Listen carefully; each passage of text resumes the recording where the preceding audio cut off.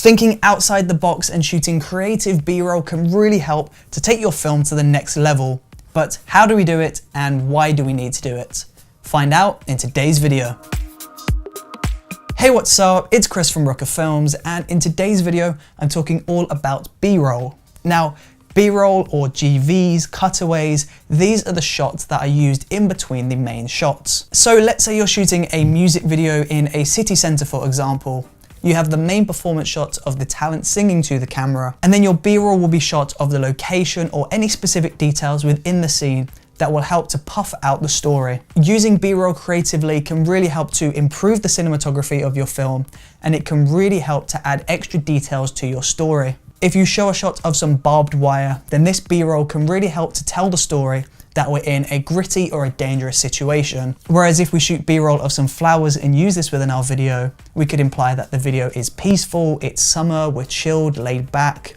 Your B-roll can help to shape the film and help to add character to your video. So you have to shoot B-roll, of course, it's really important, but what's the difference between decent B-roll and amazing B-roll?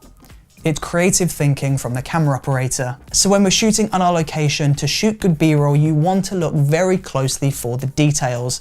Look for details that can really take the film to the next level and add that hidden meaning to the film. Rather than just looking for the obvious details, you want to look a little bit further into your location and really challenge yourself to find something unique and interesting about the location. Now, the best way to practice this is to shoot in a location that you would typically rather not shoot in because it's a little bit too boring. Go to a quiet street in your city centre, and rather than just shooting a boring wide shot of the location, go and find all of the amazing tiny details of that location. So look at the texture of the bricks, look at the ground, look for any graffiti in the location, look at the pebbles on the floor, maybe look at some dirt trails. Implementing all of these awesome B-roll shots into your story again could help to take your work to the next level. Now, of course, once you've found all of these tiny details, it's really important you shoot these in unique and interesting ways. You want to find an interesting perspective, so you want to lie down on the floor and maybe look up at something. You can maybe even use some foreground objects, so you could use a brick wall in the foreground,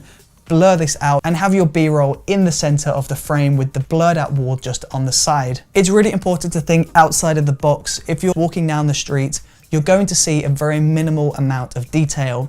But if you're interesting, you lie on the floor, you climb up to a different angle, you lie your head on the wall and see a different interesting perspective, you can really see really awesome details. So think differently, think outside the box, and look for amazing details that you can shoot from an interesting perspective. And then, of course, one way to really make your B-roll stand out is to potentially shoot in a higher frame rate. So rather than shooting in a very boring real-time 24 frames per second, you could shoot in 120 frames per second and slow this down so that it looks nice and surreal. Because we see life in real time, because our lives are basically in 24 frames per second, when we slow something down to 120 frames per second, it can look really surreal and really unique because we're not used to seeing this. So find something very normal in your location, so find some dead leaves, find some water, find a puddle, and create some motion and shoot that in a higher frame rate.